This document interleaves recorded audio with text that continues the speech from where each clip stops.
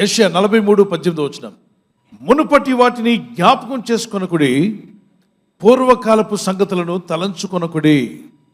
అంటే నీ జీవితంలో మునుపు అన్నప్పుడు గతంలో, పాస్ట్ లైఫ్లో కొన్ని విషయాలు జరిగాయి.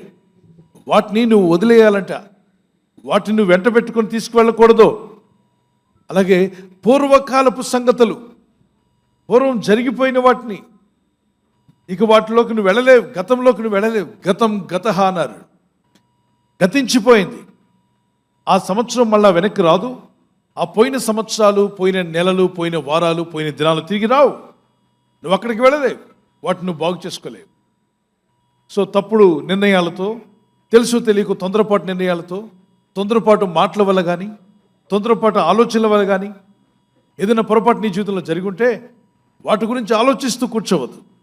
ఆ పూర్వకాలపు సంగతులు నీ జీవితంలో జరిగిపోయి ఉంటాయే, వాటిని వదిలే, జ్ఞాపకం కూడా చేసుకోవద్దు అన్నాడు దేవుడు. అప్పుడే నువ్వు హ్యాపీగా ఉండగలుగుతావు. దేవుడు అనుకొచ్చే నూతన సంవత్సరం నూతనంగా జీవించగలుగుతావు, నూతన ఆశీర్వాదాలు అడుగు పెట్టగలుగుతావు, నూతన విధానంలో జీవించడానికి దేవుడు కృప నీకు దయచేస్తాడు. లోకంలో ఉన్న చెత్త చెదారం గురించి నువ్వు మాట్లాడదు. నేను అంటున్నాను, రోడ్డు మీద చాలా మంది చెత్త కుండీలు ఉంటాయి, పడేస్తుంటారు చెత్త. ఇంట్లో ఉన్న వాళ్ళ ఇంట్లో ఉన్న చెత్త, వీళ్ళ ఇంట్లో ఉన్న చెత్త. మీరు చూడలేదు ఎప్పుడు? చూసిన వాళ్ళు చేయొచ్చండి. రైట్. ఇప్పుడు మీరు ఆ చెత్త కుండీ పక్క నుండి వెళ్తున్నారు అనుకోండి, ఏం చేయాలి? వాళ్ళ ఇంట్లో ఏం చెత్త తీసారని చూస్తారా వెళ్ళి? ఈ వీధోళ్ళ చెత్త అంతా చూస్తే నీ జీవితం చెత్తకుండి అయిపోద్ది, చెత్త ఎత్తుకునేవాడుగా మారిపోతాం. ఎవరింట్లో ఏ చెత్త ఉంటే నాకెందుకు? ఒకవేళ చెత్త కనబడినా ఏం చేస్తాం, మనం దాటి వెళ్ళిపోతాం.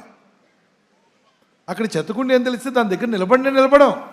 అలాగే ఎవరింట్లోనో పనికి మాలిన పని జరిగితే అది ఏంటండి, ఏం జరిగిందని చెవు కోసుకోవద్దు, అది చెత్తది.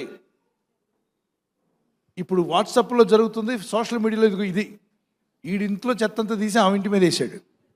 ఆవిడన్నీ విన్నాక ఆ పక్కింటోడి మీద వేసింది.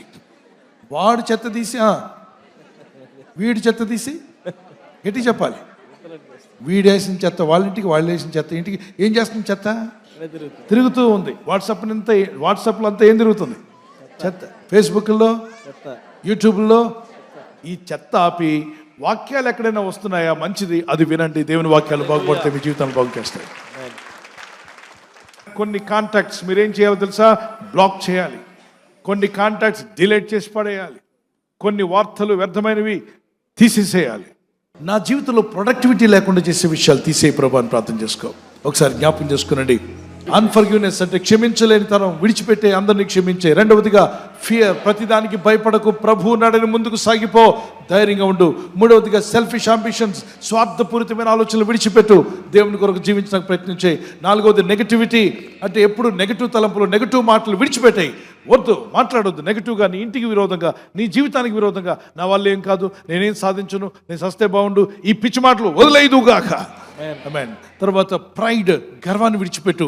ఆరవది డౌట్, సందేహాన్ని విడిచిపెట్టు, అనుమానాలు విడిచిపెట్టు. భర్త మీద, భార్య మీద, బిడ్డల మీద, కుటుంబం మీద ఎవరి మీద డౌట్ పడద్దు.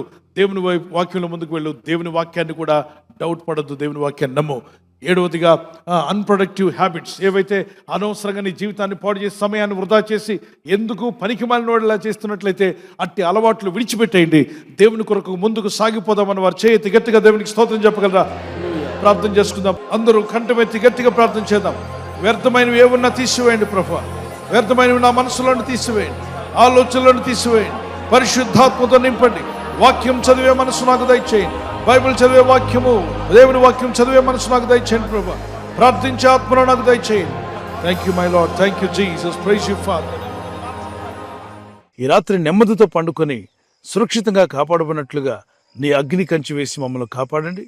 మీ చిత్తములో కొనసాగే కృప అందరికీ దయచేయమని యేసుక్రీస్తు ప్రశస్త నామములో వీరందరికీ చక్కని నిద్ర దయచేసి తెల్లవారు లేచి కృపను మాకిమ్మని క్రీస్తు నామములో అడిగి వేడుకుంటున్నామా పరలోక తండ్రి. ఆమేన్, ఆమేన్. ఈ వాగ్దానాన్ని మీతోనే ఉంచుకోకుండా లైక్ చేయండి, షేర్ చేయండి. అనేకులు ఈ యొక్క ఛానల్ సబ్స్క్రైబ్ చేసుకోమని తెలియపరచండి. సబ్స్క్రైబ్ చేయని వారు కూడా సబ్స్క్రైబ్ చేయండి. Good night. God bless you.